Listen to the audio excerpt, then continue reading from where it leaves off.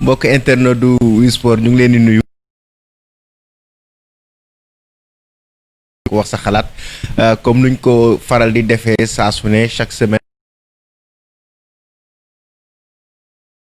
jot a abordé ci semaine bi mais aussi waxtaanee actualité sportive ak lépp lu leen intéressé ci wàllum sport tey gis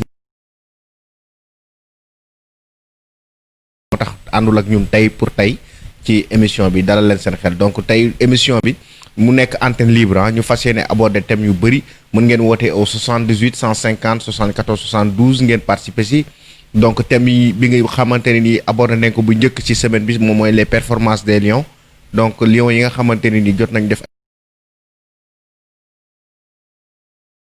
ne seeni performance fii ci émission wax sa xalaat mais aussi le cas Ismaïla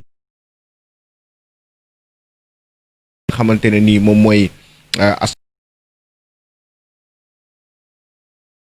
xamante ne nii moom mooy le combat Balla Gaye pour li nga xamante ne nii moom mooy donc démb la une équipe de Premier League jusqu'en elle est très bon réaction bi mu def démb après la sport.com mën ngeen woote comme lu ma leen ko waxee au 78 150 74 72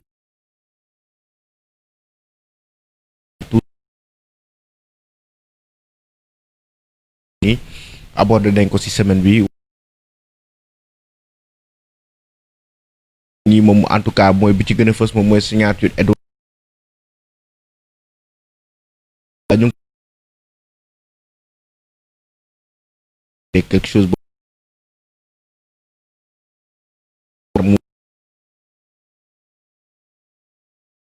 dit tantôt c'est un très bon gardien de but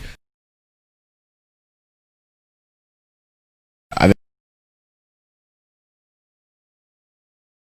donc un parcours un vrai jaar ak fu ak li nga xamante équipe nationale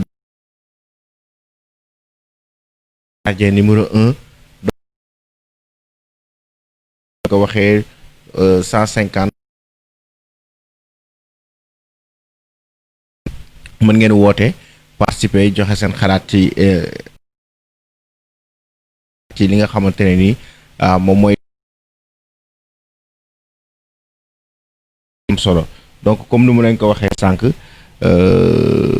Edouard Mendy au-delà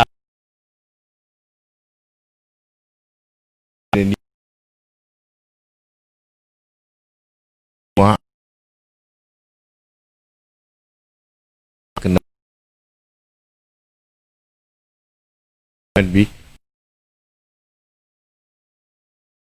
poule et ne na leen aussi benn exclusivité West Brom ak à le recruter donc loolu aussi c'est une information de Aston Villa ak Liverpool ñoom ñoo ngi waxtaan en tout cas mi ngi en les dirigeants de Watford et l'entourage du ñoom aussi bëgg nañ ko pour recruter ko parce que Ismaïla Sarr gis nañu saison bi bu mu commencé ba léegi il n'a pas encore joué de match avec Watford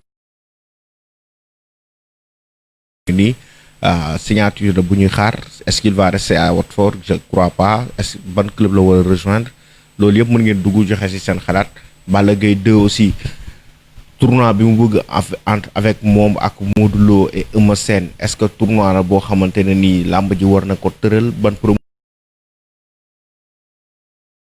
en même temps donc loolu thème yu ñu jot a abordé la en tout cas ci biir semaine bi donc mu nekk ay thèmes yu am solo yoo xam mu nekk internet yu bëri na internet yu mooy mercato bi parce que donc dañuy gis ne moom dafa intéressé mercato sénégalais yi moom seen mercato dafay intéressé ñu bëree bare donc pour joxe seen xalaat ci li nga xamante ne nii moom mooy su Edouard Mendy bi gis naa ne intéressé na les internautes intéressé na lu bëree bëri les 18 150 74 72 ngeen joxe seen xalaat ci li nga xamante ne nii moom mooy mercato yi wala thèmes yi ñu fi jot a abordé parce que am na ñaari thèmes mercato yi ñu fi abordé mooy bosu Ismaïla Sarr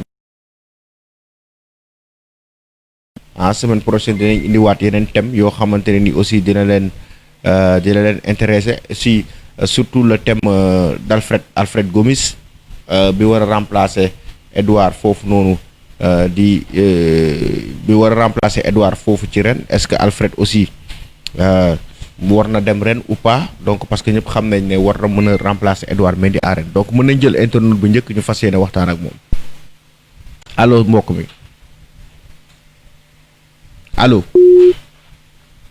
allo voilà yaakaar naa ne mën nañu kiyal retour bi voilà comme ça ñu mën a jël internet yi en tout cas pour fas yéene waxtaan ak ñoom ci li nga xamante ne nii moom mooy mercato wala ci thèmes yi ñu jot a abordé ci semaine bi par rapport ak concernant les sportifs sénégalais donc comme ni ma ko waxee sànq bëri na ay thèmes yoo xam ne abordé nañ ko fii surtout concernant sunu joueurs yi donc Edouard Mendy à Chelsea donc démb gis nañu intervention bu mu def ak ki nga xamante ne nii moom mooy site Chelsea bi le site du club donc def na ci ay réactions surtout le fait que mu nekk le premier gardien de but sénégalais wala le premier gardien de but africain à Chelsea donc Edouard Mendy ça moom wax na ci il s'est prononcé par rapport à ça le fait qu'il soit le premier gardien de but africain à Chelsea wax na carrément que c'est une très lourde ou une très grande responsabilité le fait que mu nekk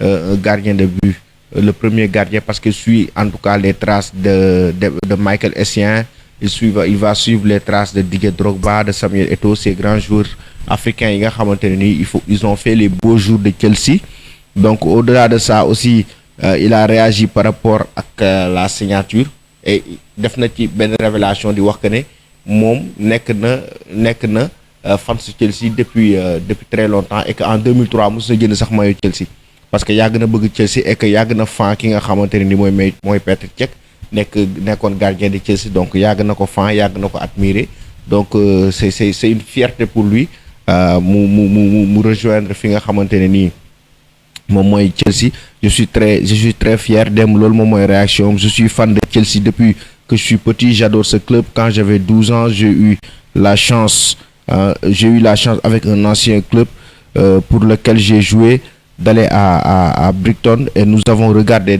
des matchs de Chelsea donc loolu yëpp wax na ko et que nous sommes allés dans un magasin et j'ai vu le maillot Chelsea c'était en 2003 Ranieri était le coach et j'ai acheté le maillot donc moom Edouard Mendy yàgg na bëgg en tout cas jouer Chelsea yàgg na ko intéressé c'est-à-dire que bu ñëwee Chelsea du bett kenn donc mën nañ ñëw ci beneen internet bu njëkk bi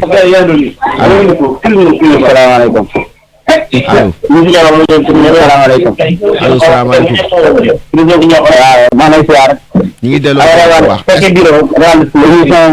baax waaw bu sport la est-ce que doo couper retour bi comme ça déggante bi gën a neex waaw déggante bi neex da ngay couper retour bi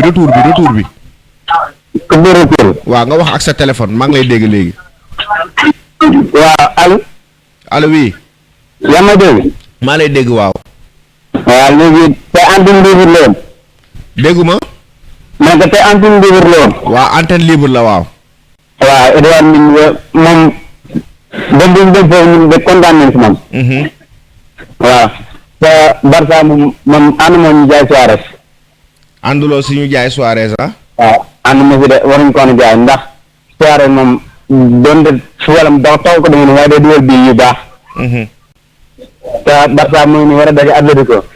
d'accord. te ginnaaw bu daje Atlético moom bu baax de dana métti de. waaw. d'accord. waaw baax na. ñu ngi lay jaajëfal bu baax a baax. baax na jàll kii.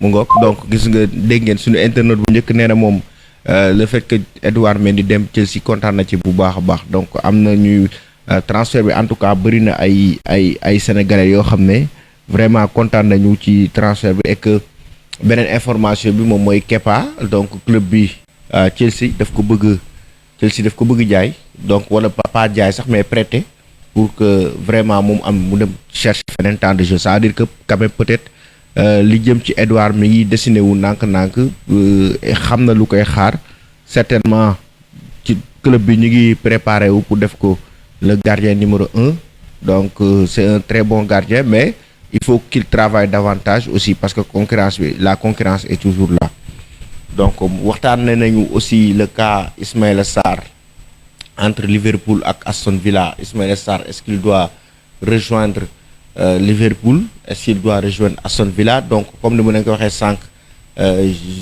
selon les informations de Wii Sport, Crystal Palace ak West Brom tam ñu ngi ci biir dossier bi pour jéem ko recruter donc am nañu beneen internet mën nañ ko jël allo. salaamaaleykum. maaleykum salaam. waaw na nga def ñu ci jàmm. ça va ñu ngi sant bu baax tur bi naka la ak foo ñuy woowee. alhamdulilah Ousmane Koungheul depuis Paris. Ousmane depuis Paris donc Ousmane yaa ngi ci biir émission wax sa xalaat. wax sa xalaat pour Edouard Mendy.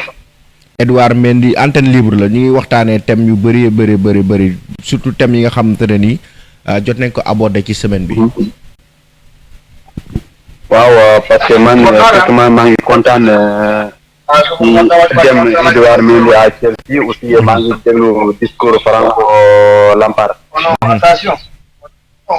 nee nañu pour ñu able Kepa pour Edouard Mendy dafa ñëw pour nekk gardien titulaire. kon moom tamit c'est bonne nouvelle à l'équipe nationale du Sénégal. parce que Edouard Mendy moo nekk numéro 1 des gardiens du Sénégal parce que bu demee pour gagner place am titulaire à Chelsea. loolu moom c'est bonne nouvelle. mais gëm nga ne bu Kepa toogee Chelsea ñoom ñaar war nañu mën a def concurrence. non concurrence amu fa parce que Edouard Mendy performance Kepa c'est pas la même chose parce que Kepa. Bilbao rek la jógee après dem Chelsea. seetaan naa ko depuis Bilbao ñoom ñaar ak formation Edouard Mendy c'est pas la même chose, il y a une différence. Parce que Edouard Mendy actuellement boo koy comparé ñoom Manuel Neuer ñoom Ter Stegen parce que boo xoolee genre li ñuy génnee ballon tout c'est la même chose. ak taille bi ak li ñuy teewee bal parce que Chelsea xam nga ne ñëpp xam nañ Chelsea dafa bëgg utiliser des ballons trop quand même parce que Edouard Mendy comme genre gardien yooyu. D'accord. Voilà parce que bariwul ay caaxaan yooyu quand même parce que dafa am caractère. waaw am na caractère ba pare c'est un leader aussi. Ouais, c'est un leader des équipes parce que c'est très important parce que même boo ko xoolee ci bu jàppee ballon da ngay xam ne kii tam dafa gom lu muy def. Voilà parce que gardien loolu la gardien avant tout d'abord boo ñëwee.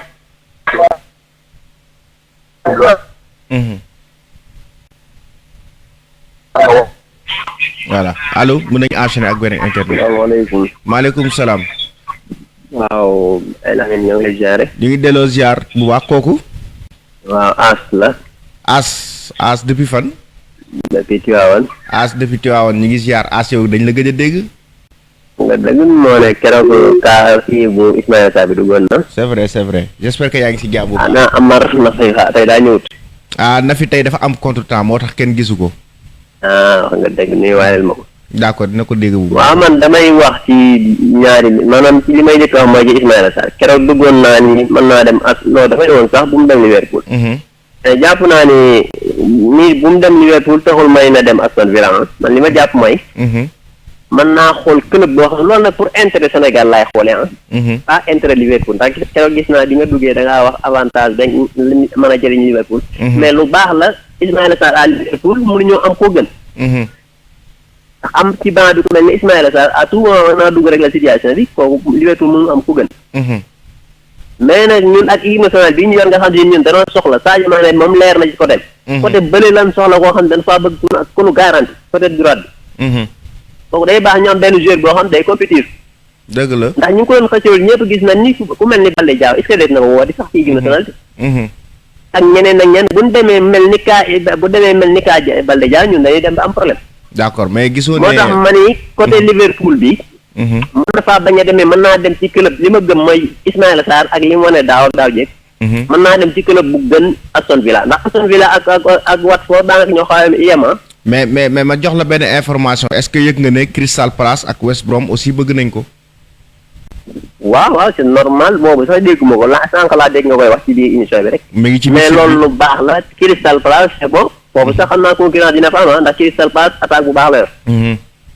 mais nag jàpp naa ni ku mel ni Manchester déggoon naa mu ne bëggoon na ko. Manchester seen côté boobu booy ba fa nekk xale la amul expérience. man gis naa ni club bi gën ci moom mooy Manchester. mooy Manchester United.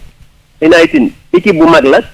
te ba nag bu fa demee am na 1000 chances pour titulaire ndax côté ba mu war a fubal ka fa nekk gëm naa ne Ismaïla Sarr du moroom. d'accord.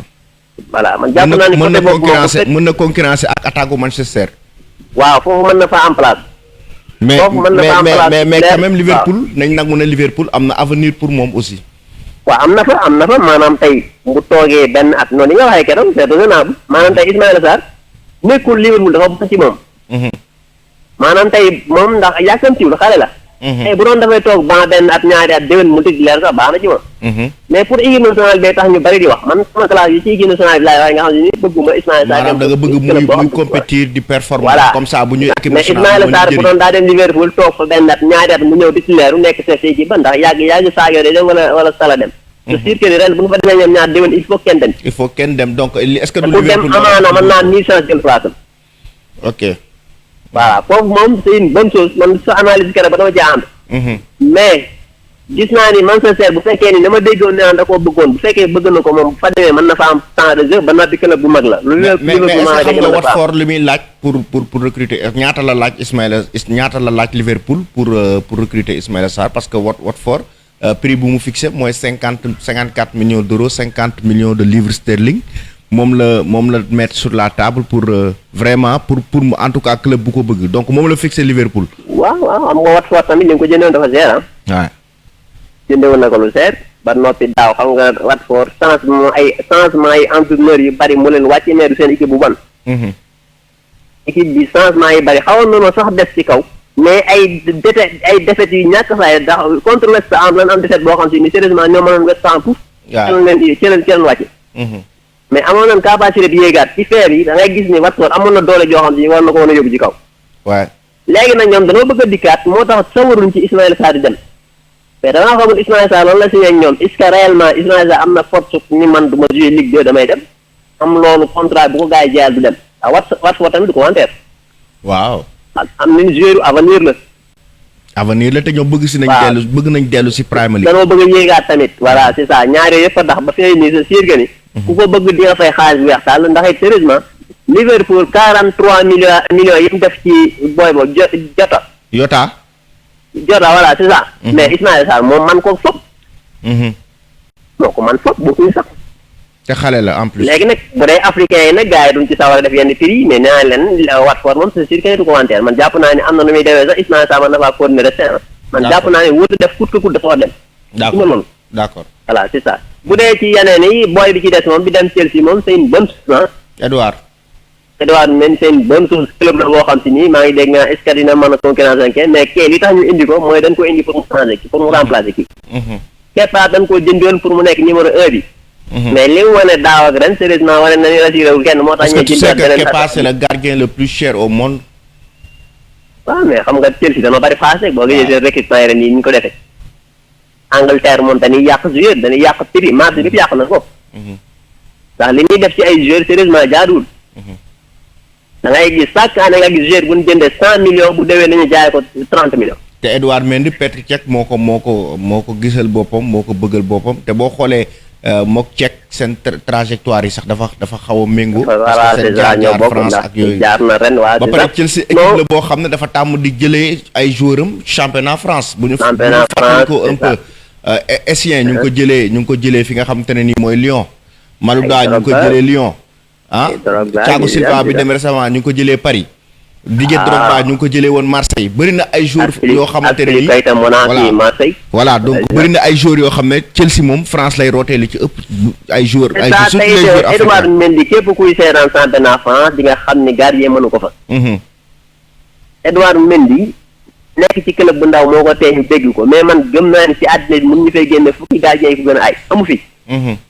keroog bi ñu koy waxaale sax am na benn technicien français bu ko wax nee na gardien boo xam daanaka mën nga 2 mètres. bu ñu demee ba ay naan la jël kooku tey nga changé métier. ñu doon kax mu ne Ismaïla Sarr Edouard Mendy gardien la boo xam ne ni ku ko am si ni yow rassuré nga sa défense. moo tax man jàpp naa ni Chelsea.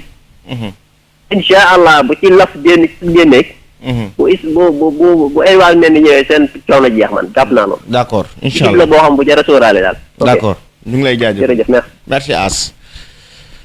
Donc voilà, numéro 78 150 74 72, appelez et donnez vos avis par rapport à thème yi nga xamantene ni on les a abordés cette semaine, surtout le mercato des Sénégalais, parce que on a parlé du cas Ismaïla Sarr avec entre Chelsea et Liverpool. Donc on a fait une révélation comme quoi que Crystal Palace et West Brom sont entrés dans la danse pour recruter le jeune joueur sénégalais, et que tout récemment Edouard Mendy vient de s'engager avec Chelsea, une équipe de Premier League, jusqu'en 2023. nañ jëlaat beneen internet allô. Voilà, donc waxtaane nañu aussi li lamb avec le tournoi Balla Gaye Modou Lo Eumeu Sène, donc un tournoi bi nga xam ne Balla Gaye bëgg na ko pour que nous définir le vrai champion entre eux. Allô. Réseau bi moo dagoon. Allô oui. Tant que réseau bi moo dagoon man. Réseau bi moo dagoon waaw c'est vrai ñëwaat nga waaw. ñu ngi ci waaw waaw noonu la. Parce que li ma doon wax ci Edouard dafa am talent. man gom naa dem ko mus a gom. Parce que aussi boo koy comparé ñoom Vertonghen Manuel Neuer nga koy comparé. Parce que ñoom ñoo bokk comme nu ñuy génnee ballon façon lu ñuy porter de ballon même façon ñoo bokk façon bu ñuy génnee tamit. Voilà aussi sujet boobu noonu après ñu jàll ci sujet Ismaïla Sarr. Ismaïla Sarr aussi même fu mu nekk bonul ci moom. Malgré que dañoo nekk deuxième division en première division, c'est pas la même chose, il y a une différence. dañu nekk championship. waaw dafa am différent voilà. léegi par exemple bu fi jógee tey Crystal Palace mu ngi koy laaj. Manchester United. même Crystal Palace bu fa demee tey moom ñoo vice mun na fa football, parce que ñoom club boobu dañoo mus a contrat club yu mag yi Crystal Palace. malgré que ñoom bëgguñ yàlla tuddul pour ñu dem qualifier Ligue des Champions, waaye ñoom dañoo mus a bañ parce que boo xoolee chaque année ñu wàccee ponkal. Voilà donc même bu fa demee day démarrer. bu demee Manchester United day démarrer, bu demee Liverpool day démarrer. Ismaïla Sarr moom du dem benn club bu fenn rek nga koy wax na mu dem mu bañ a démarrer, xanaa côté bi bañ ko footballoo bu footballoo moom dina ko titulaire parce que moom dafa mun lu muy def. xale la aussi. mu bañ a yàkkamti waaw.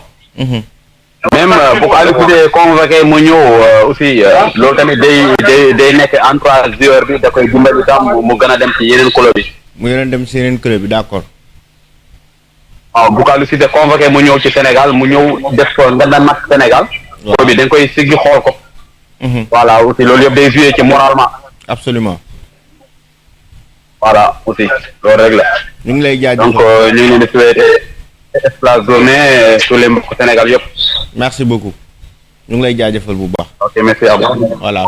ñoo far peut-être. Merci 78 150 74 72 mën ngeen woote joxe seen xalaat ci li nga xamante ne nii moom mooy thème yu ñu fi jot a aborder la semaine, donc tey antenne libre la, mais aussi thème yi nga xamante ne nii bëgg ngeen ñu waxtaanee ko concernant le sport sénégalais parce que bëri na ci nañ jëlaat beneen appel allo. allo salaamaaleykum. maaleykum salaam. allo waa sport. waaw Wii Sport la waaw. waaw ñu ngi leen di ziar bu baax. ñu ngi delloo ziar bu baax tur bi naka la fan nga ñuy woowee. Cheikh Fall Pikine Icotaf. Pikine Icotaf. ñu ngi jaajëfal waa Pikine yëpp. yaa ngi ci biir émission bi. waaw thème bi moom ñu ngi koy rafetlu bu baax. boo mënee yëkkati baat bi ñu gën a déggante bi gën a neex. waaw yaa ngi lay dégg bu baax. maa ngi lay dégg waaw. waaw ma ne thème bi ñu ngi koy rafetlu bu baax. bon concerne aaramu njëkkee si Ismaïla Sarr. waaw. bon boo xoolee affaire yi moom. pour man bokk. affaire bi talent kese la. nekkul ci âge. tubaab talent la xam. ndax boo xoolee Ansu Fati. Ismaïla Sarr moo ko mag. waaw. te Ismaïla Sarr tremplin yi mu am. moom amu ko moom ci centre de formation la jógee. waaw. te mu ngi football. kon gars yi bu ñu ragalloo naan nii di ko gëm boppam am na talent. gëm talent Greenwood Manchester. Rashford ñooñu ñëpp ay xale yu ndaw lañ Ismaïla Sarr moo leen mag. te dañoo génn ci centre de formation dem ci kaw. ak nu ma koy waxee di sax booy bi nekk ren damay fàttali ñu tudd. noa bi mu de terrain bi. Kamavinga. waaw Kamavinga. gis nga ñooñu ñëpp ay xale yu ndaw lañ te centre de formation lañ jóge. mais ba lii di bu demee fu mu mënti dem mu demoon Liverpool tey jii nii. chance bu ndaw bu mu mënti am rek bu ko exploité bu ñu ko dugalee mu prouvé tubaab loolu la xam benn ñaar nga def différence rek. xam nga bu journée waxee ci ak supporter par force bu beneen yoone dañ lay laaj. dina mat dina am fu muy toll bu ñu jaaxlee par force da ngay football boo réglé problème yi day dem ba da ngay jouer. mais nag da am patience toog xaar loolu kese la. d'accord fu mu mënti dem Ismaïla Sarr am na talent fu mu mënti dem day yàgg rek waaye day football. na gëm boppam gëm li muy def. bon Edouard Mendy moom man dama yaakaar ne moom jaar-jaaram moom gars yi moom ñoom mi ngi dem moom wax dëgg yàlla. ndax boo xoolee ni muy def mi ngi jotee état bi ndànk fan ndànk extérieur ñu ngi koy yëg. waaw te moom tamit am na talent te boo xoolee daaw ci saison bi Europe ci meilleur gardien yi ëpp xam nga ñu gën a baax ñi nga xam ne ñoo ëpp ñu def clean sheet. ci la bokk. te boo xoolee parcours da nga gis ni moom day progresser. c'est vrai moom xam naa ni yorul état d'esprit yenn africain ndax mi ngi liggéey. ndax booy liggéey rek day feeñ amul naxante affaire yi booy liggéey rek day feeñ. c'est vrai c'est le travail paye boo xoolee jaar-jaaru Edouard Mendy en 2015 il était chômeur. donc jaar na Marseille nekk bokk ci ay 3e gardien yi nekk ci équipe réserve bi donc jaar-jaaram dafa metti donc am na foo xamante ne nii benn instant sax demoon na sax moom bay xalaat bàyyi ndax dina am. voilà mi ngi noonu jaar-jaar bi metti na trop. voilà milieu professionnel bi man. dinaa ci am accès. waaw mais da ngay gëm sa bopp rek liggéey. loolu la rek mais gars yi bu ñu man moom gëwma ay kii dina dem ci rek kii moo nekk fële ku fa mënti nekk. boo amee talent rek xam nga après yow ñu ngi booy dem entraînement ñi entraîneur bi ci formation ngay def ngay dugg di wane sa bopp. par force da ngay tudd amul na xamante du aar ngëri. saa yi boo xoolee léegi Europe joueurs yi gën a génn ay 17 ans 18 ans ay boy ndaw. waaw kay talent loolu kese la quoi talent la. et c'est le travail paye merci beaucoup ñu ngi lay jaajëfal bu baax. merci. voilà donc mën ngeen continuer woote joxe seen xalaat ci thèmes yi ngeen bëgg ñu waxtaanee ko donc que ça soit muy mercato yi muy làmb ji waxtaanee performance su Lions yi xam naa sa weekend bii di ñëw incha allah weekend bi di ngeen am li nga xamante ne ni en intégralité wala en instantanéité ci site wisport.com toutes les informations concernant les performances des Lions du Sénégal donc chaque fois but yi ak passe décisive yi ak match yi yëpp di ngeen ko am ci biir site bi donc mën nañ jëlaat benn.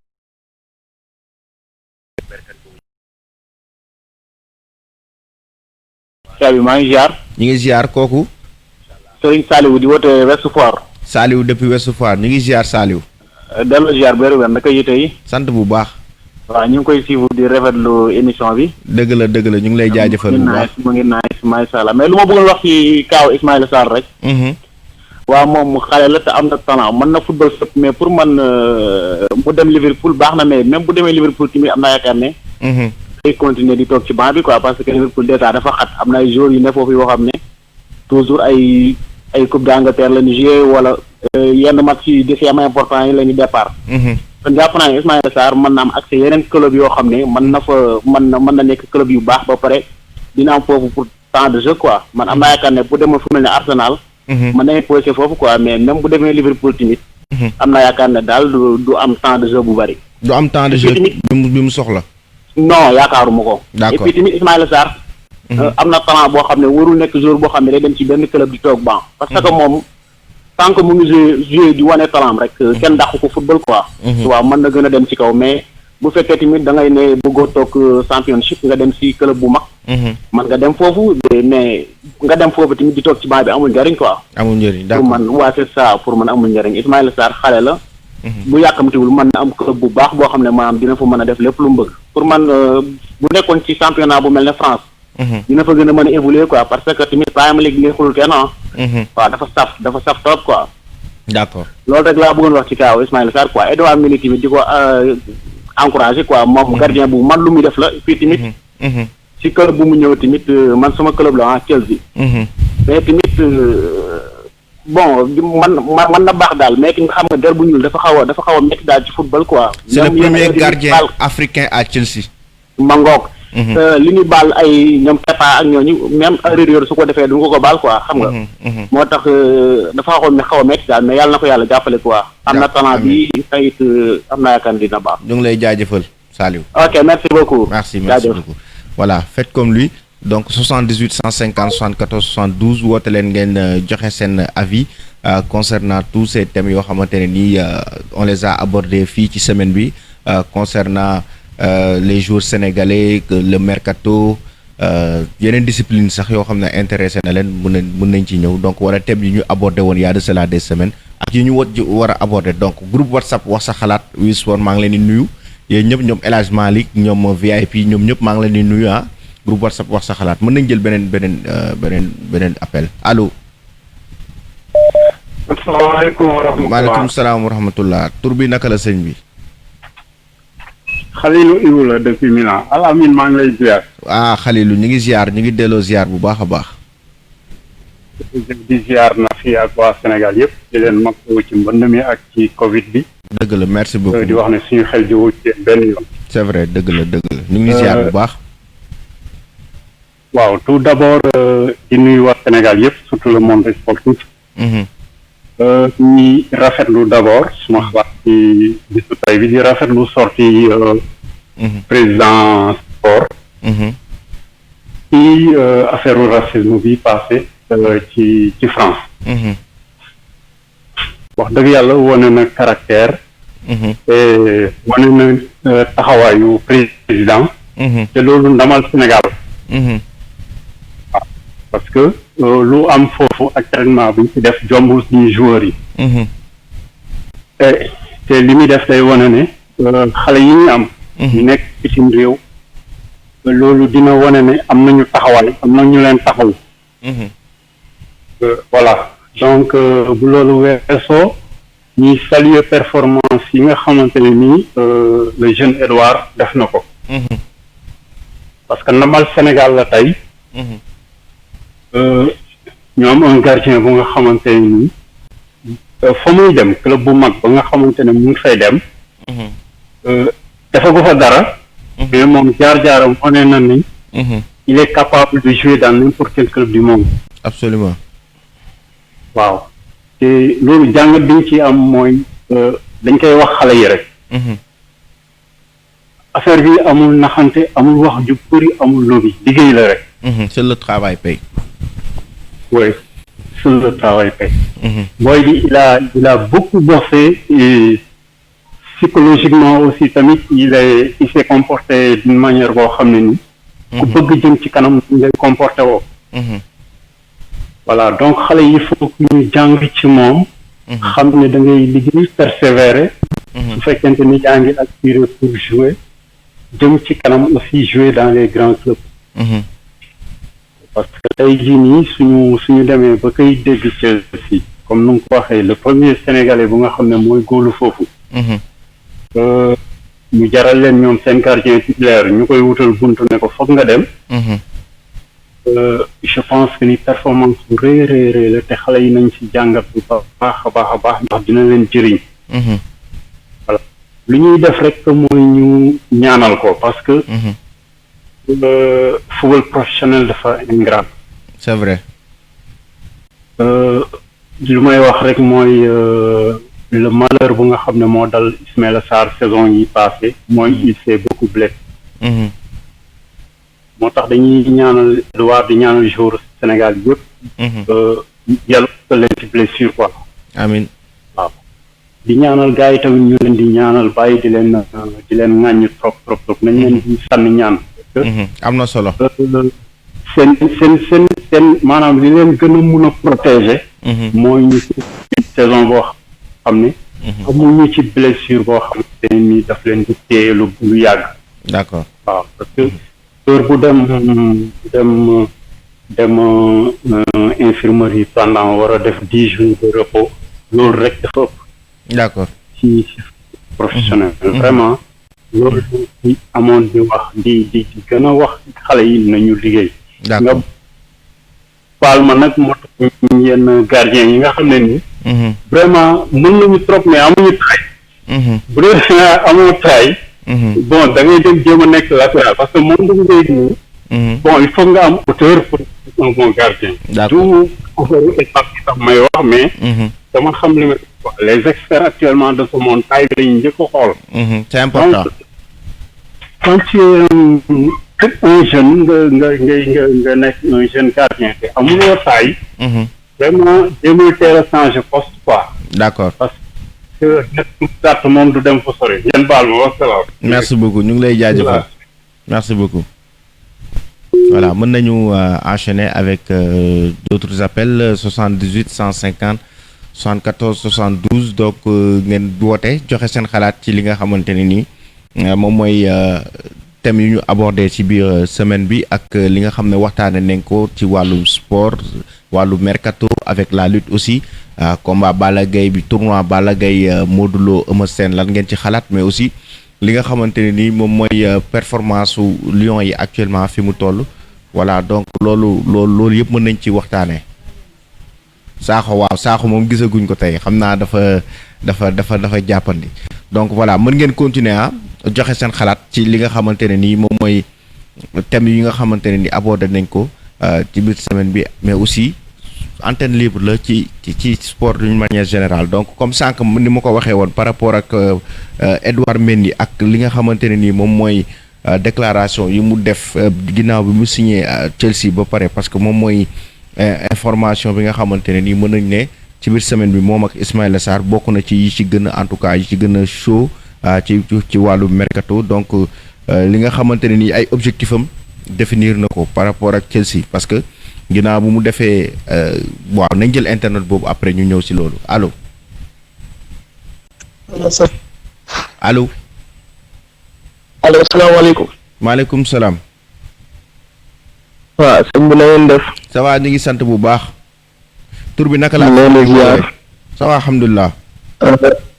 man Mbaye lañ may wax Mbaye Espagne Barcelone. Mbaye depuis Espagne Barcelone Mbaye ñu ngi ziar yaa ngi ci biir émission wax sa xalaat. waaw ñu ngi leen di nuyu bu baax di nuyu seen téléspectateurs yëpp. di rafetlu vraiment seen émission bi man daanaka loolu moo tax ma dugg di gën a woote. c'est vrai ñu ngi lay jaajëfal bu baax. vraiment yéen a ngi def liggéey bu rafet parce que ñun bon dañuy nekk fii daan seetaan émission tubaab yi. bon yoon la woon comme genre émission yi. di mën a wax ci suñu sport local quoi di mën a wax ci sport sénégalais. am na solo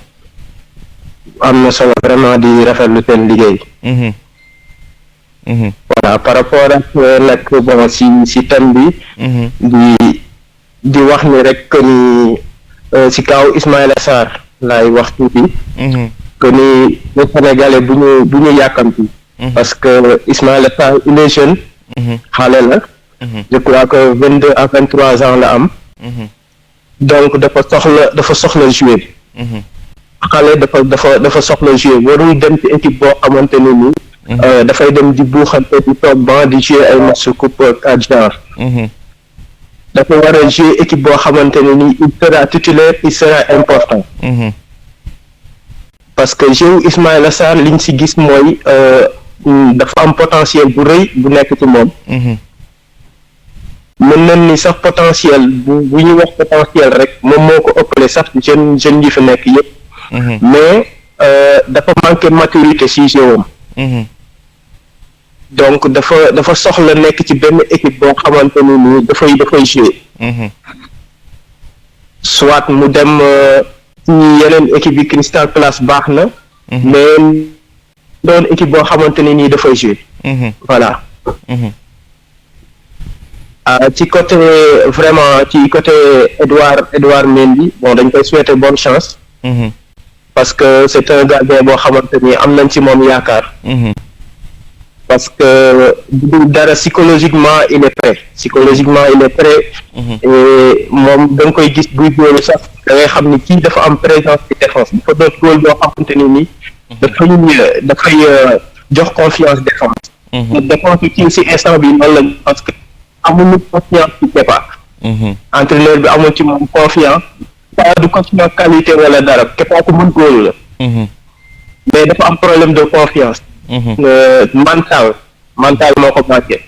alors mental boobu nag moom la ñuy xaar ci Edouard Mendy. di ko souhaiter bonne chance bon bëgguma woon jël antenne bi lu yàgg vraiment dama duggoon rek vraiment pour remercier leen ci encourager leen ci seen travail vraiment. merci beaucoup ñu ngi lay jaajëfal bu baax a baax. dafa woon seen liggéey bu baax voilà merci beaucoup merci vraiment et bonne continuation. merci c'est gentil. voilà donc mën ngeen def comme moom ngeen woote joxe seen xalaat ci thème yëpp donc Edouard Mendy donc moom lañ doon waxtaanee léegi d'ailleurs mën ngeen dugg ci mën ngeen en tout cas gis léegi li nga xamante ne nii en image la première séance d'entraînement d'Edouard Mendy à Chelsea. Vous pouvez le voir tout de suite en image ci li nga xamante ne nii moom mooy site www.wisport.com mën ngeen ko am léegi. Les images donc de la première séance d'Edouard Mendy à Chelsea donc mu nekk loo xam ne Wisport dinañ leen ko jagleel léegi nii voilà donc comme niñ ko doon waxee sànq donc mën nañ xaar ba léegi yeneen internet avant ñuy tëj li nga xam ne mooy émission bi donc ndax temps bi léegi mu jeex donc mën nañ continuer waxtaanee ci déclaration yi mu def par rapport ak démb par rapport ak signature bi mu am ak Chelsea et que décliné na li nga xamante ne ni moom mooy ses objectifs à Chelsea et que wax na comment il est arrivé à Chelsea parce que il a été appelé par Cech qui l'a contacté pour discuter avec lui et tout donc loolu bokk na ci ay motivation pour que mu rejoindre Chelsea et wax na ko ci interview bu mu def ak surtout club bi Cech m'a appelé pendant le transfert et m'a rassuré c'est génial d'avoir quelqu'un du club qui me parlait donc gis nga loolu yëpp dafa nekk ay déclaration yoo xam ne dafay motiver joueur donc wax na ko juste nee na par rapport ak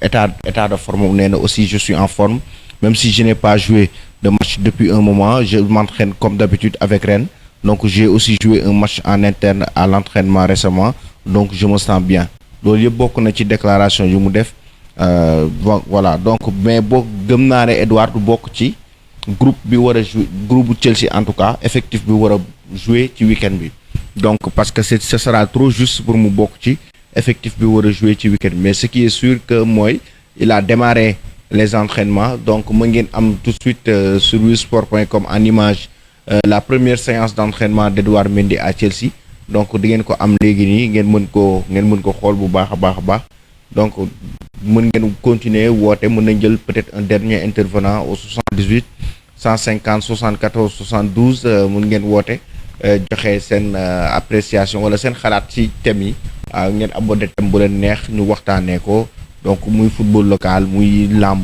basket thème bu leen intéressé en tout cas mën nañ ko aborder waxtaanee ko concernant li nga xamante ne nii moom mooy le sport sénégalais parce que nekk na lu am solo voilà bu fekkee amuñu appel donc mën nañu wax internautes yi que di leen jox rendez-vous lundi incha allah ci beneen thème donc lundi dinañ ñëw voilà mën nañ am bu dee am nañ dernier intervenant mën nañ ko jël allo.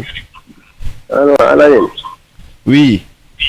waaw man la As daa waroon leeral rek. waa As. waa jooju génn noonu li mu wax lu am solo la. maanaam bu ñu yàkkamte ni jàpp ne Ismaïla Sarr joueur bu mag la boo xam ne club bu mu dem nanga Ismaïla Sarr il faut ñu xam ni Watford googu mu dem sax avant mu fay am place la saison ba xaaj la. lam fa football titulaire lam fa football mu ëpp. xam ka Watford la dem pour convaincre entraîneur bi rek mu def temps boobu instant mu dem ci club yi mag yi nga xam si ni sa ay saaru tooba saxal baaba sëy la da ngay prouver léegi wala mu teg càll. d'accord. te Ismaïla Sarr bàyyi na lu ma réglé waat ci carrière am des fois day bàyyi lu mu similé trop parce que balu Angleterre dafa dëgër. d'accord. man moo tax pour man li mu war a gën a jiital mooy club boo xam day fubal man pour man fu mu mën di def. club boo xam bu fa demee mën naa am temps de jeu man pour man loolu mooy li gën ci moom la. waaw mooy gën ci moom. waaw jërëjëf daal d'accord. d'accord As ñu ngi koy jaajëfal donc dafa duggoon pour indiwaat ay leeral concernant le mercato d'Ismaïla Sarr donc moom lii lañ leen indiloon naa mbokk yi donc di leen jox rendez-vous incha allah lundi di leen ñëw ak yéen ci beneen thème ngeen fas yéene dugg si ñu waxtaanee ko ci biir semaine bi aussi dinañ aborder thème yu am solo restez connectés sur Wii Sport sur la page Facebook Twitter Instagram. Connectez-vous aussi sur notre page, vous pouvez vous abonner sur notre page YouTube Wii Sport TV, mais aussi de partager vidéo, mais aussi de suivre les articles sur site bi. Article yu am solo ci site bi donc www.wisport.com ngeen di dugg ci site bi di joxe seen xalaat wala ngeen di dugg ci site bi di suivre en tout cas information de taille yi ngi leen fay jagleel di leen ko jox. Ñu ngi leen di jaajëfal di leen jox dig daje lundi incha allah ci beneen numéro jërë ngeen jëf.